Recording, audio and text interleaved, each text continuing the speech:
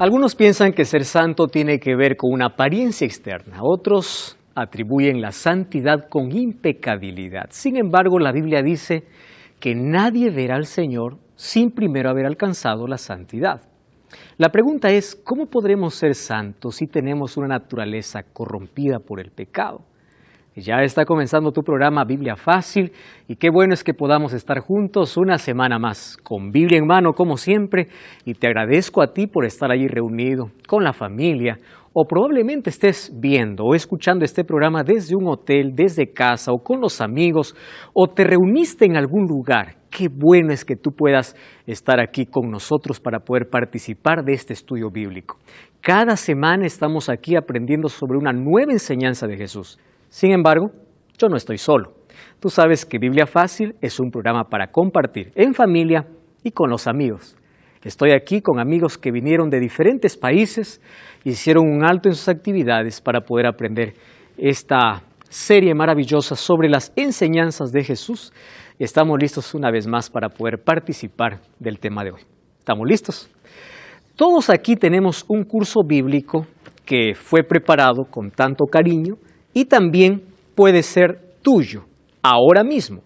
Este curso se llama Enseñanzas de Jesús. Todo lo que tienes que hacer es enviarnos ahora mismo tu pedido a este número de WhatsApp, más 5512-9810-1460. Haz tu pedido ahora, sí, ahora mismo. Entonces te haremos llegar totalmente gratis. Es el curso, aquí están todos los temas, o están todos los temas que nosotros estamos hablando en esta temporada. Haz tu pedido en este momento. Hoy vamos a hablar sobre santidad. Es un tema relevante para nosotros. Así como a algunos no les interesa mucho el asunto de salvación hasta que reconocen su necesidad de Dios, también el asunto de santidad para muchos cristianos incluso es un tema desconocido. Porque cuando hablamos de santidad tenemos conceptos sobre quién puede ser santo. Y nosotros sabemos qué respuestas siempre encontramos en la Biblia. La santidad o la santificación. ¿Qué tiene que ver? ¿Cuál es la relación que tiene esto con nuestra vida? Ustedes recuerdan que en el primer capítulo tocamos ya este versículo de Juan 17:17 para hablar acerca de la Biblia o de la palabra de Dios como la verdad absoluta. Hoy tocaremos el mismo texto para ver el otro lado del texto. Solamente vimos en el primer capítulo, nos enfocamos en la verdad, en la palabra de Dios que es verdad. Sin embargo, hoy vamos a colocarnos o vamos a enfatizar en la primera expresión por donde comienza este texto. Santifícalos en tu verdad, tu palabra es verdad. Antes que Jesús diga que su palabra es la verdad, Él coloca una palabra, la palabra santificar. ¿Qué cosa es santificar? Hacer santo algo que no es. Jesús ya me está dando una idea de cómo el ser humano puede llegar a ser santo a través de la verdad.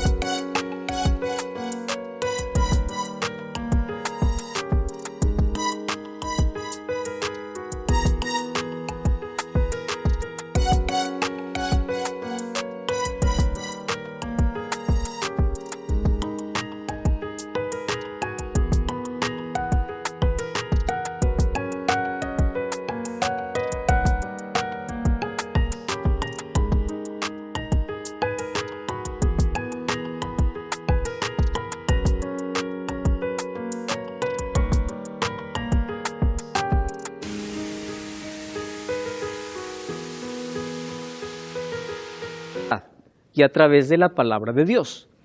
Muy bien, solo que aquí hay un texto que realmente debe estremecernos y debe llevarnos a una reflexión profunda. Hebreos 12:14. Dice así: seguid la paz con todos y la santidad, sin la cual nadie verá al Señor. Este es el punto. La santidad no es algo que a mí o para mí puede ser una opción. Si yo quiero, puedo llegar a ser santo o no. La Biblia lo coloca como un asunto determinante. Es así. La palabra santidad es un camino, ¿correcto? Es un camino donde nuestra vida se coloque en armonía con la voluntad divina. Ese es el concepto bíblico. Es decir, cuando yo camino al lado de Jesús, Él me convierte en santo. No soy yo quien me hago santo por lo que haga o por lo que realmente soy. Yo me convierto en un santo desde el momento en que empiezo a caminar diariamente con Jesús. Y yo voy a ser santo mientras camine con Él. El momento que me separo de Jesús, dejo de ser santo. Para eso tenemos que primero quebrar otro concepto.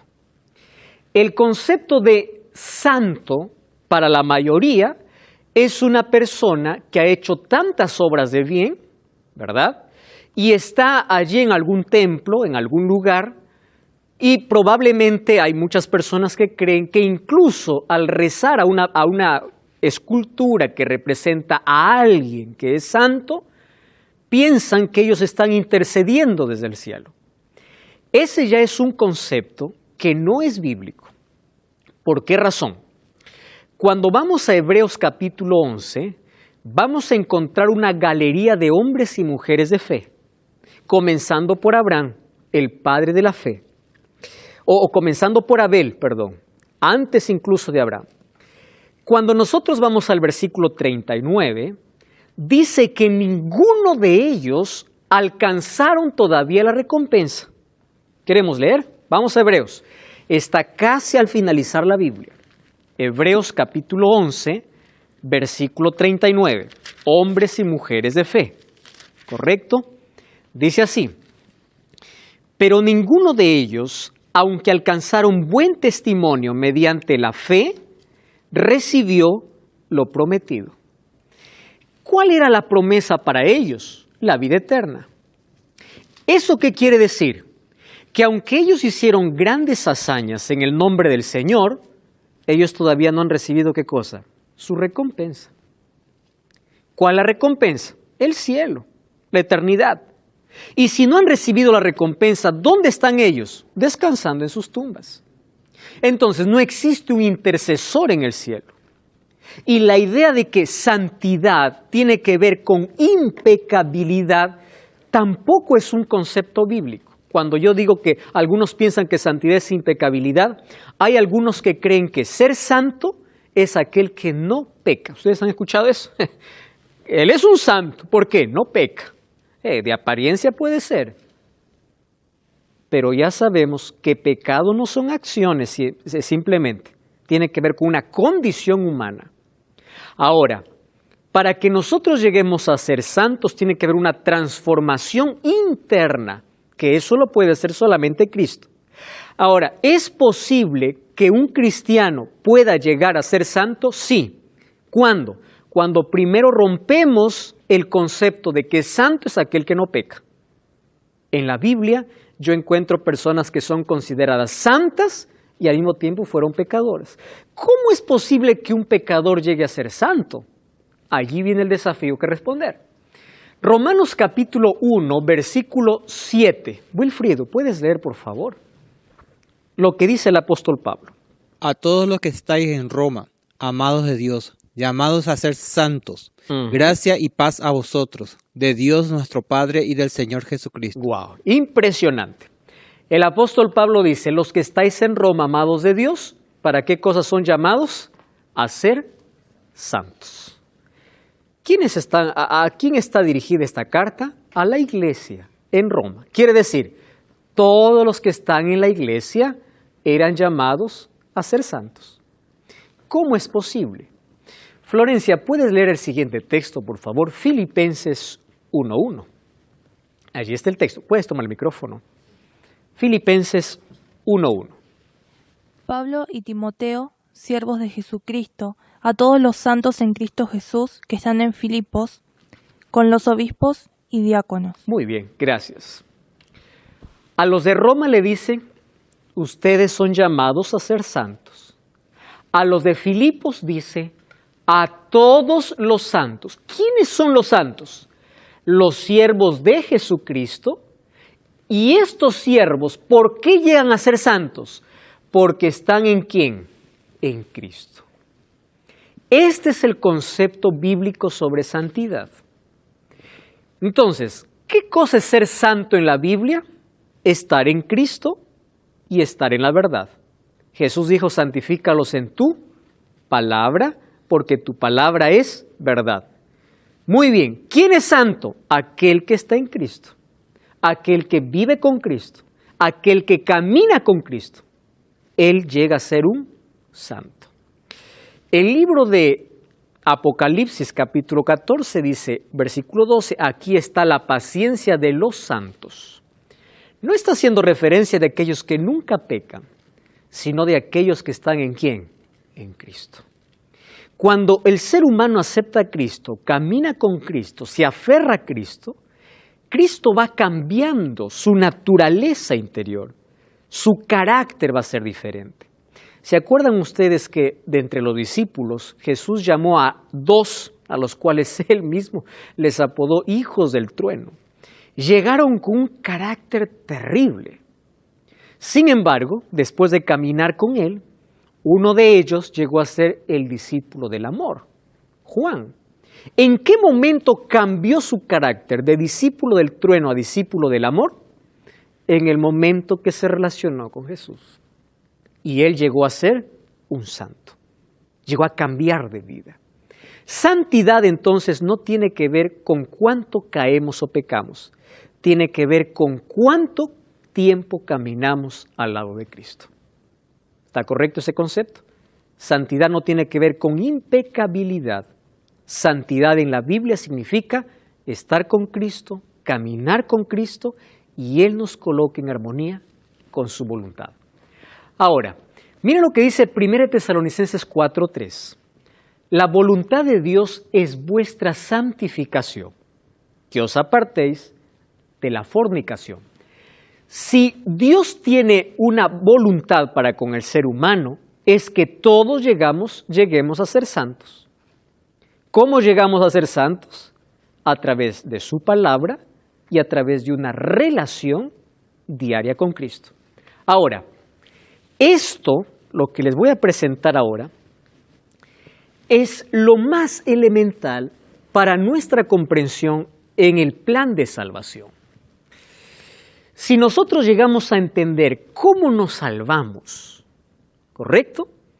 Nosotros vamos a evitar todo tipo de conceptos equivocados que por allí nos digan cómo nosotros podemos ser salvos, porque esto es bíblico. Miren, la Biblia presenta la salvación en 3 tiempos, ¿correcto? Vamos a ir por partes y si ustedes tienen dudas pueden preguntar. La salvación en la Biblia es presentada en 3 tiempos. Tiempo pasado, tiempo presente y tiempo futuro. ¿Estamos bien hasta ahí? 3 tiempos. Tiempo pasado. Vamos a ver Tito 3:5. Dice así, miren, nos salvó. ¿En qué tiempo está esta expresión? Pasado. Nos salvó no por obras de justicia que nosotros hubiéramos hecho, sino por su misericordia. ¿Qué tiempo está? Pasado. Si vamos a 1 Corintios 1:18, dice así, porque la palabra de la cruz es locura a los que se pierden, pero a los que se salvan, esto es, a nosotros, es poder de Dios. ¿En qué tiempo está aquí la salvación? Presente. Cuando vamos a Romanos 5:9, dice así, pues mucho más ya está justificado en su sangre, por él seremos salvos de la ira. ¿En qué tiempo está? Futuro. Entonces, la pregunta es, ¿cómo es? Acá me dice que ya me salvé, Aquí me dice que me estoy salvando y acá dice que me salvaré. ¿Cómo nosotros podemos comprender cómo la Biblia trata el asunto de salvación? Para eso, una vez más, vamos por pasos. La salvación está por lo menos colocada en 3 momentos: pasado, presente y futuro. ¿Correcto?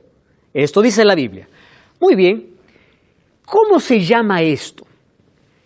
En un término teológico, esto se llama así: justificación, santificación y glorificación. Un repaso breve. La salvación es presentada en 3 tiempos: pasado, presente y futuro.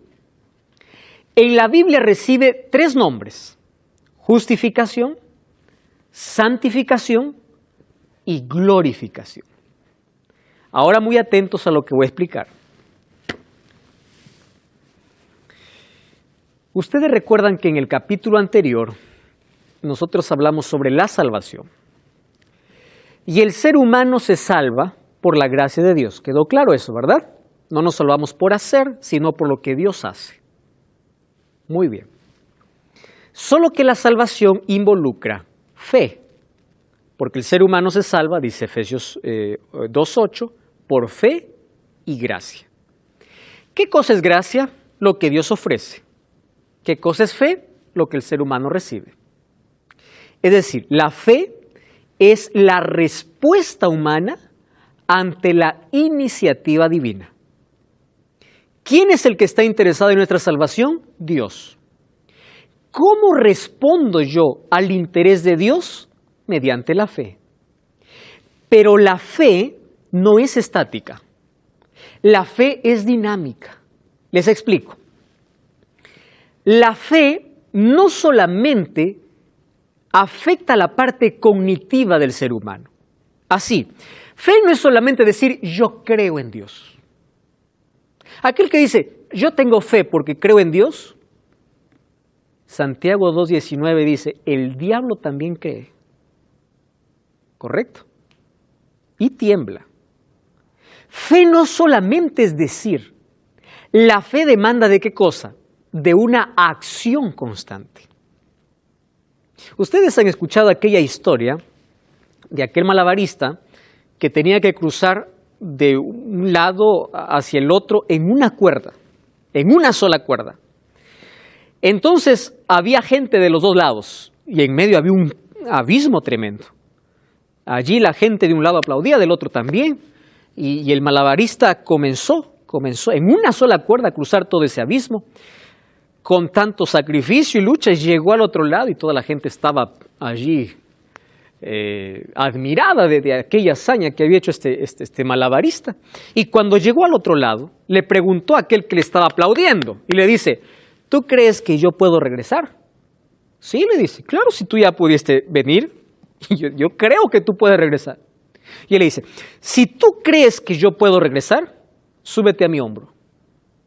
Ah, le dice, yo creo que tú puedes regresar, pero yo subirme, ahí no. ¿Eso es creer? No es creer. Yo puedo creer que tú puedes, pero yo no confío. Eso no es fe. ¿Comprenden? Entonces, hay muchos que dicen así, yo creo en Dios. Dios dice, ¿tú crees en mí? Sí. Súbete en mi hombro. No, ahí no. Yo creo, ¿está bien? Yo creo que existes, yo creo que tú estás, pero subirme en tu hombro, no. Eso no es fe. Wilfrido. Sí, usted está diciendo entonces que estoy comprendiendo de que la fe sin obra es muerta, ¿cierto? Eso es lo que dice Santiago incluso. En otras palabras, si yo tengo fe que yo me he de sanar de cáncer, me tengo que sanar de cáncer. ¿A eso se refiere? No. Cuando tú depositas tu fe en una oración a Dios, esperas la voluntad de Dios. Pero cuando hablamos de fe en la salvación de Dios, la fe involucra una acción constante. Cuando yo pido a Dios, hago un pedido de sanación, de un milagro, yo tengo fe que Él lo va a hacer, pero no como yo quiero. Voy a depender de su voluntad. ¿Correcto? La fe en esa situación me lleva a confiar en aquello que Dios tiene para mí.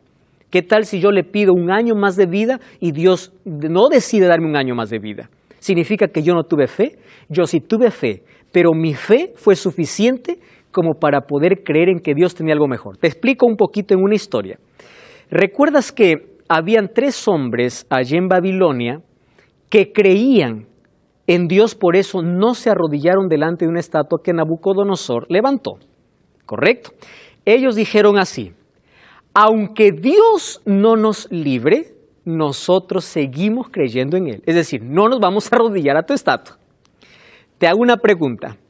¿Dios impidió que estos muchachos sean lanzados al horno? No impidió. Pero su fe era suficiente que aunque ellos perderían la vida, ellos seguirían creyendo en Dios. En el asunto de salvación es así. Yo creo en Dios, pero mi fe en Dios no es solamente de conocimiento. Mi fe en Dios me lleva a una acción dinámica. Mi fe me lleva a entregarme a Dios, a caminar con Dios, a poner mi voluntad en las manos de Dios.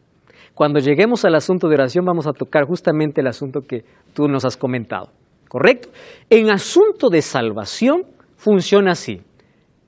Tú cuando crees en Dios, te entregas a Dios. No existe una fe a medias. Ahora, ¿por qué pasado, presente y futuro? Aquí viene la ilustración. Miren, ve. Yo voy a dividir aquí este escenario en 3 momentos. Este es el pasado, ese es el presente y allá está el futuro. Pasado. Un 12 de mayo de 1998, yo decidí entregar mi vida a Jesús. ¿Correcto? Yo reconocí mi condición, acepté a Jesús como mi Salvador, yo fui bautizado. Entonces yo al ser bautizado demuestro que creo en Dios y que quiero servir y amar a Dios. ¿Está bien? Muy bien. Cuando yo acepto a Jesús, Dios me perdona y Dios me justifica. ¿Qué significa justificar?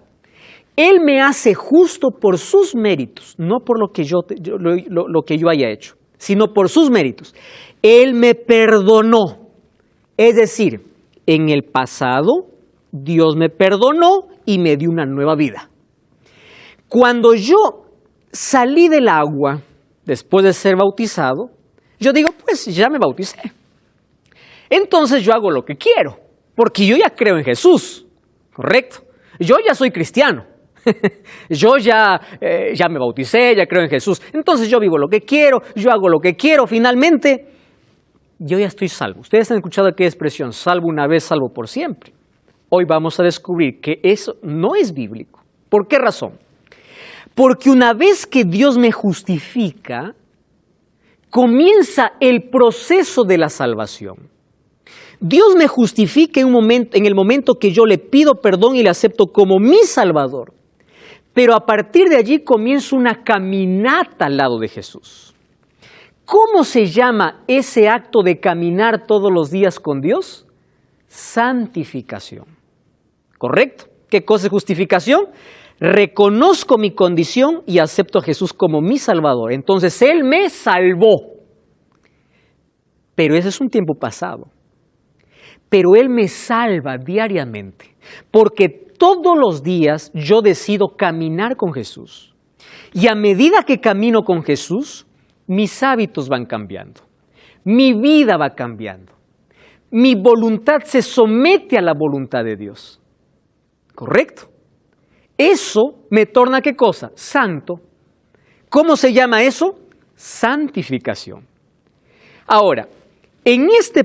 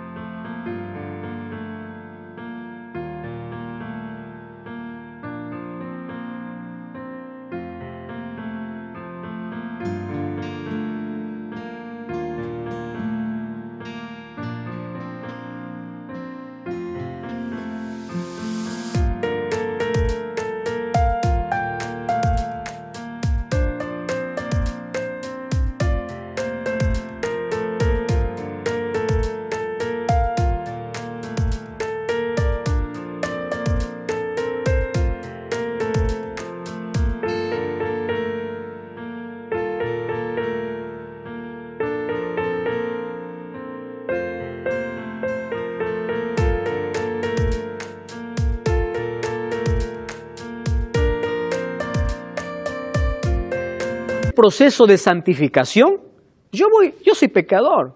Voy a caer, me levanto, me tomo de Jesús y continúo. Caigo, me levanto, me tomo de Jesús y continúo. Porque todavía tengo la naturaleza pecaminosa dentro. Pero ¿qué va a suceder cuando Cristo regrese? 1 Corintios capítulo 15 y 1 Tesalonicenses capítulo 4 dice que todos seremos transformados. ¿Saben qué significa eso? Que cuando Cristo regrese, la naturaleza de pecado que yo tengo dentro de mí es arrancada para siempre. Yo ya no tengo más deseos de pecar. En el proceso de santificación, yo caminé a lo de Jesús, guardé sus mandamientos, hice obras buenas, porque ya soy salvo por Él. Recuerden, la salvación no es por obras, sino las obras son el resultado de la salvación. Camino con Jesús, Él va cambiando mi carácter, Él coloca su ley en mi vida, yo me torno un obediente natural, cada vez mi carácter se refleja más en Él, y cuando Él regresa, Él arranca todo lo que hoy estoy luchando, lo arranca para siempre. Ese momento, ¿cómo se llama? Glorificación. ¿Cuándo ocurrirá eso? Cuando Cristo regrese. Por eso es que antes del regreso de Jesús, nosotros siempre vamos a luchar, caer, levantar, pero vamos a esforzarnos para estar siempre en la presencia de Dios, agarrarnos de Jesús. Y mientras más caminas al lado de Jesús, tú experimentas más el proceso ¿de qué? De santificación. ¿Dónde entra la obediencia, las buenas obras, el cambio de carácter? En el proceso de santificación. Miren, cuando dos amigos andan juntos por mucho tiempo, ellos hablan parecido, empiezan a vestir parecido, tienen gustos parecidos. En un matrimonio, a medida que los años pasan en el matrimonio, uno se va dando cuenta que hay cosas que antes no te gustaba, pero porque le gustaba a tu esposa o a tu esposo, ahora te están gustando. La convivencia, ¿qué cosa hace? Que te parezcas. Y cuando tú empiezas a caminar con Jesús todos los días, tu carácter empieza a reproducir el carácter ¿de quién? De Cristo. ¿Cómo se llama ese proceso? Santificación. ¿Qué cosa es santificación en una sola palabra? Caminar con Dios. Jesús me salvó. Él me salvó del pecado. Yo reconozco mi condición. Pero a partir de allí empieza un cambio en mi vida. Pero ese cambio no lo hago yo. Ese cambio aparece a medida que voy caminando con Cristo. Él me va transformando. Yo guardo la ley, no porque la ley me salva. Y estamos de regreso, esto es Biblia Fácil. Hoy hablando sobre un tema tan importante como es la santificación. Y nosotros vimos que la Biblia presenta la salvación en tres tiempos, pasado, presente y futuro, llamado justificación, santificación y glorificación. Aquí he colocado tres palabras que nos van a ayudar. La justificación nos da el título para el cielo, porque cuando soy justificado por Cristo, Él me garantiza la salvación. La santificación me da la idoneidad para el cielo, me hace idóneo porque va cambiando mi vida, mi carácter va transformándose. Y la glorificación significa que Dios me ha transformado para vivir con Él eternamente. Entonces, ¿qué cosa es santificación? Es caminar con Cristo. Lo voy a hacer en un ejemplo, ¿tá? Para poder comprender. Un ladrón un día se arrepiente, confiesa sus pecados y Dios le torna santo o le justifica. Él ya no es más ladrón, ¿correcto? ¿Qué cosa es? Él está justificado porque Dios lo perdonó. Pero una vez que Dios lo perdonó porque aceptó a Jesús, ¿él va a seguir robando? Ya no. Porque si él empieza a caminar con Jesús, Jesús va a ir cambiando su carácter. Ese cambio, ¿cómo se llama? Santificación. Él va a luchar probablemente con el pecado, pero siempre va a tener victoria en la medida que se asegura de la mano de Dios. Pero llegará un día en que este ladrón, correcto, llegará a vivir en el cielo por la eternidad. Muy bien, él fue transformado por completo. Entonces, la vida cristiana, ojo, no tiene que ver con un solo paso, tiene que ver con un crecimiento continuo. Por eso es que la salvación tiene que ver con dos palabras. Número uno, salvación es elección. Tú eliges. Nadie llega al cielo por obligación. ¿Correcto? Nadie. Y número 2, la salvación tiene que ver con una relación. No existe cristianismo sin relación.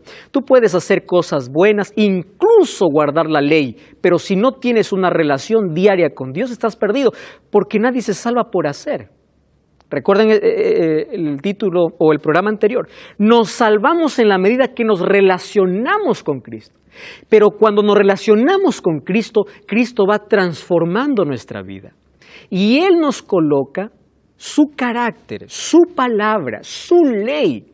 Y nos tornamos en obedientes naturales de las cosas que Dios quiere. ¿Qué cosa es salvación? Colocar mi vida en armonía con la voluntad de Dios. ¿Correcto?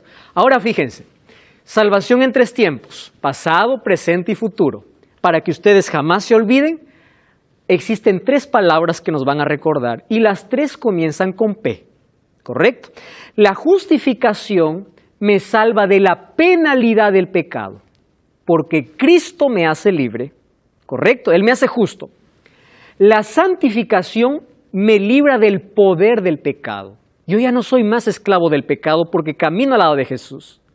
Pero la glorificación me libra de la presencia del pecado, porque nunca más habrá pecado en mi vida. ¿Eso cuándo sucederá? En la glorificación. Entonces, las 3 P serían, me libra de la penalidad, del poder y de la presencia. Esto es salvación, ¿correcto? Ahora, miren lo que dice el apóstol Pablo en Romanos 12. Hermanos, os ruego por las misericordias de Dios que presentéis vuestros cuerpos. Ojo, vida cristiana tiene que ver desde lo físico también. Vuestros cuerpos en sacrificio vivo, santo, agradable a Dios, que es vuestro culto racional. Cuando hablamos de un culto racional, estamos hablando de un culto inteligente, de un culto no vacío. Que incluso tiene su base en la razón, no en la emoción. Ahora, no os conforméis a este siglo, sino transformaos por medio de la renovación de vuestro entendimiento. La palabra entendimiento es traducida como la palabra mente. Es decir, su mente se va renovando y cuando su mente sea renovada, ustedes van a comprobar cuál es la buena voluntad de Dios, agradable y perfecta. Cuando yo camino con Dios, Él va transformando de adentro hacia afuera. De nada me sirve cambios externos cuando el cambio primero no es interno. Los cambios externos tienen que aparecer, pero cuando primero Cristo hace un cambio interno en mi vida. Ustedes han visto esas personas que están acusando a todo el mundo por lo que hace y no hace, y le dice, tú tienes que vestirte así, hacer así y todo, en lugar de decirle, relaciónate más con Jesús. Y Él te enseñará cómo comer, cómo vestir, cómo conducirte. ¿Por qué? Porque el cambio externo tiene que ser el fruto ¿de qué? De un cambio interno. Porque si solamente cambia lo externo y lo interno no cambia, yo estoy perdido. Es más, existe un sufrimiento. ¿Han visto cristianos que sufren por todo? Miran la vida cristiana como una carga enorme. Ser cristiano es así, asá, no hacer esto, no hacer lo otro. Querido, eso es lo más pesado. Mirar el cristianismo como un conjunto de reglas que obedecer, eso es lo más difícil. Pero ser cristiano sabiendo que amo a Dios y si hago lo que hago, lo hago por amor, eso es otra cosa. ¿Correcto? Ahora fíjense, ¿qué cosa es santificación? Voy a colocar algunas ilustraciones.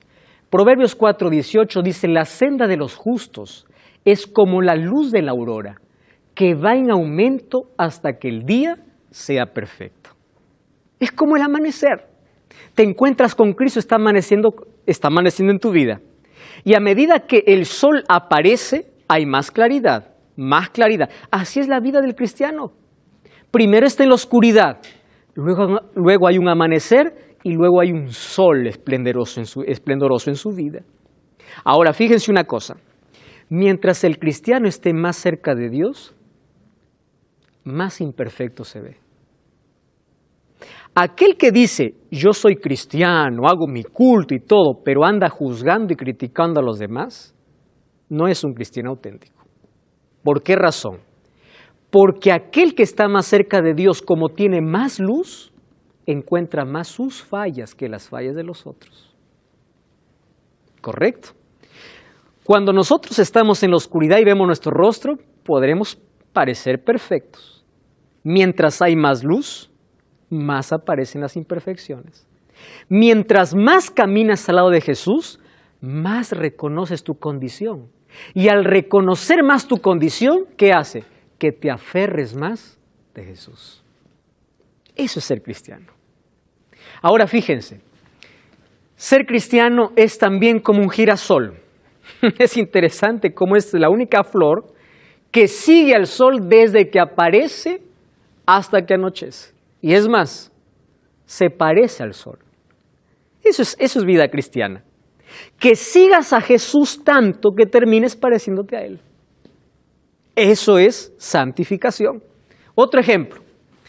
Yo les comenté que todos los seres humanos, desde el momento que aceptamos a Cristo, tenemos una nueva naturaleza.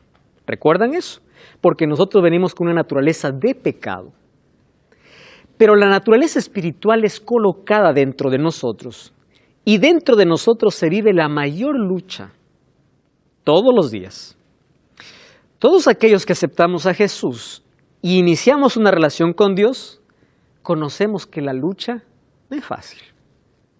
Hay cosas que tenemos que dejar, pero las seguimos practicando. Hay cosas que tenemos que hacer y no lo hacemos. La lucha es grande. Pero ustedes saben en qué consiste en sí toda nuestra lucha espiritual en una sola cosa: pasar tiempo con Dios. Nuestra agenda del día está tan ocupada que tenemos tiempo para todo menos para orar. Es así. Esa es nuestra mayor lucha. Y cuando nosotros dejamos de orar, de estudiar la Biblia, tenemos más deseos de pecar. Crece, aumenta, los frutos aparecen. ¿Por qué? ¿Quién está ganando? La naturaleza con la cual vinimos. Cuando dejamos de alimentar a la naturaleza espiritual, esta cada vez más se enflaquece. Y en una pelea, ¿quién va a ganar? Esta. Por eso es que cedemos a la tentación, caemos en pecado. Pero mientras más alimentamos la naturaleza espiritual, ante las tentaciones tenemos más fortaleza. Y es ella la que gana. Wilfrido. Sí, una pregunta. ¿Qué es orar? ¿Qué es orar? Sí, porque según muchas veces tengo entendido que orar es hablar fuerte, empezar a decir varias palabras rápidamente, citando citas de las bíblicas. Y eso. Gracias, Wilfredo, por tu pregunta. Orar es conversar con Dios diariamente, como lo haces con un amigo. Orar no es tratar de impresionar a Dios con los textos que yo sé, porque Dios conoce mi miseria, mi vacío y mi necesidad. Hay personas que cuando oran quieren impresionar a Dios buscando palabras, No, eso no impresiona a Dios. Orar es exponerme en la presencia de Dios tal como soy. Contar mis luchas, mis problemas, mis debilidades y buscar fortaleza en Dios. Pero, ¿sabes? En 2 programas más vamos a hablar un tema exclusivamente sobre la oración. Y ahí vamos a descubrir más detalles sobre esto. ¿Correcto? Liz, ¿verdad? Pastor, tengo una pregunta sobre la salvación. Uh-huh. ¿Qué pasa con los niños que mueren? Dijimos que la salvación es un asunto de decisión. ¿Correcto? Es decir, yo decido y la decisión está en base a una oportunidad que Dios me da. La salvación es elección. Ahora yo te pregunto, ¿un bebé tuvo la capacidad de elegir? No tuvo. Si estamos hablando de un bebé, ¿verdad? O de alguien que ya tiene razón. No, de un niño. Ok, de un bebé, de un niño. Si él no tuvo la capacidad para poder elegir, yo creo que Dios lo va a salvar. Por una razón. Si la salvación es un asunto de decisión y la persona que no tuvo la capacidad para elegir, él no fue consciente de lo que sucedió. Ahora, hay tantos misterios que solamente Dios lo va a resolver. Pero a eso yo voy a agregar una respuesta más.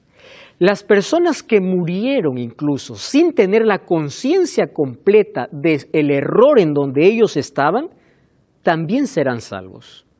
Hechos 17:30 dice que Dios no toma en cuenta nuestros años de ignorancia.